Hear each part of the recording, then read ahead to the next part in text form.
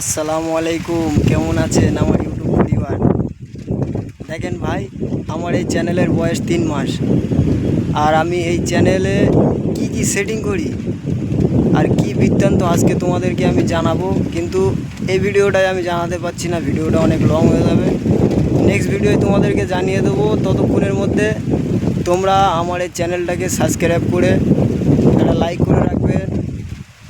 যেমন আমি সর্বপ্রথম যে ভিডিওটা ছাড়বো সে ভিডিওটা তোমার ফোনে চলে যাবে।